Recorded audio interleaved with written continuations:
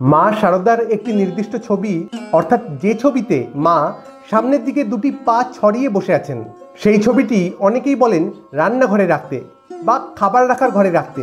কিন্তু কেন রাখলে কি হয়? অনেকেই কমেন্ট করে এই প্রশ্নটির উত্তর জানতে চেয়েছেন। তাই আজকে এই আলোচনায় আমরা এই প্রশ্নটির উত্তর খোঁজার চেষ্টা করব। আমাদের শাস্ত্র মতে মা অন্নপূর্ণার ছবি রান্নাঘরে বা খাবার রাখার ঘরে রাখলে তার কখনোই অন্নের অভাব হয় না, এবং মা শারদা যে মা অন্নপূর্ণা দেবীরই একটি স্বরূপ। আমরা যদি শ্রীমার জীবন একটু পর্যালোচনা করি তাহলে দেখব ছোটবেলা থেকেই মা যেন ক্ষুধার্তের মুখে অন্নের যোগান দিতেই এই ধরাধামে এসেছেন।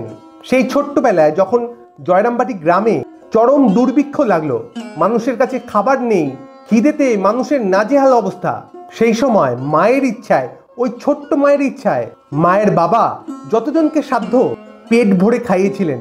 এবং এরপরেও আমরা দেখি দক্ষিণেশ্বরে যখনই কোনো ভক্ত আসতেন, মায়ের সন্তানেরা আসতেন, মা তাদেরকে প্রাণ ভরে খাওয়াতেন। যদিও এই খাওয়ানোর ব্যাপারে ঠাকুর কিন্তু সন্তানদের বা ভক্তদের একটা নির্দিষ্ট সীমার মধ্যে থেকে খেতে উপদেশ দিতেন, কিন্তু মা যতক্ষণ না সন্তানের পেট ভরে, তার প্রাণটি জুড়োয়, ততক্ষণ তাকে খাওয়াতে ভালোবাসতেন। এবং এই নিয়ে ঠাকুর একদিন আপত্তি করায় মা বলেছিলেন, আমি সন্তানদের খাওয়ানোর ব্যাপারে কোনো নিয়ম বাধা মানতে পারবো না। অর্থাৎ এই একটি বিষয় মা ঠাকুরের মতের ভিন্ন মত পোষণ করেছিলেন। এবং এখানে আরেকটি বিস্ময়কর ঘটনা অবশ্যই তুলে ধরতে হয়। মায়ের বাড়িতে একদিন যিনি রাঁধুনি ছিলেন, তিনি মাকে এসে জিজ্ঞাসা করলেন, মা আজকে কজনের চাল নেব? তো মা বললেন, ওই 10 জনের মতন। এই প্রসঙ্গে একটি জিনিস না বললেই নয় যে আমরা দেখেছি মায়ের বাড়িতে মা যখনই যতজনের চাল নিতে বলতেন, দেখা যেত ঠিক ততজন ভক্তই সেই দিন এসে উপস্থিত হতেন। যখনই এই রাঁধুনিটি মাকে জিজ্ঞাসা করতেন, কখনো মা বলতেন ওই 2-3 জনের নিলেই হবে, আবার কখনো বলতেন 10 জন 12 জন, আবার কখনো বলতেন আজ 2 হাঁড়ি চাপাবি, মানে 20-25 জনের। এবং দেখা যেত ওই দিন ঠিক অত সংখ্যক ভক্তই মায়ের বাড়িতে আসতেন, কোনোদিন অন্ন ফেলা যায়নি। এ এক ভারী চমৎকার বিষয়। তো সেই দিন মা বললেন 10 জনের মতন চাল নিতে। তো রাঁধুনিটি মায়ের কথা শুনে রান্নাঘরে চলে গেলেন। বেশ কিছুক্ষণ পর তিনি রান্নাঘর থেকে ফিরে এসে মাকে বলছেন, মা চাল বাড়ন্ত। তখন মা বলছেন, কতজনের বাড়ন্ত? তো রাঁধুনিটি উত্তর দিলেন, ওই 2 জন মতন। বাড়ন্ত মানে আনতে হবে, ফুরিয়ে এসছে, অর্থাৎ 2 জনের মতন চাল আনতে হবে, ওই 8 জনের মতন হচ্ছে। তো তখন মা বললেন, যাও গিয়ে আবার মাপো। কিন্তু রাঁধুনিটি বলছেন, মা আমি তো একবার মাপিনি, আমি 3 বার মেপে এসেছি, মানে কম হচ্ছিল দেখে আমি 3 বার মেপেছি, যে আমার কোনো ভুল কিনা।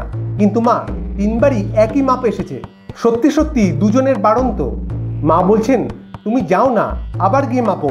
তো মা জোর করায় রাঁধুনিটি আবার অগত্যা রান্নাঘরে গেলেন চাল মাপতে। তো সেখানে গিয়ে তিনি যখন আবার চাল মাপছেন, দেখছেন এবারে পুরোপুরি 10 জনের হলো, এতক্ষণ 8 জনের হচ্ছিল। কিন্তু মা বলার পর একদম কাটায় কাটায় 10 জনের কি করে হলো? ঠিক তখনই মা এসে ওই রাঁধুনিটির পিছনে দাঁড়ালেন। তো অবাক হয়ে রাঁধুনিটি মাকে জিজ্ঞাসা করছেন, মা এবারে কি করে 10 জনের হলো? তো মা তো কখনো নিজেকে ধরা দিতেন না, এবারও খুব সুন্দর করে এড়িয়ে গেলেন। মা বললেন, ও তুমি কাজের মধ্যে থাকো, হয়তো ভুল করেছো, কিন্তু প্রকৃতপক্ষে মা যেটি বলবেন সেটিই তো হবে।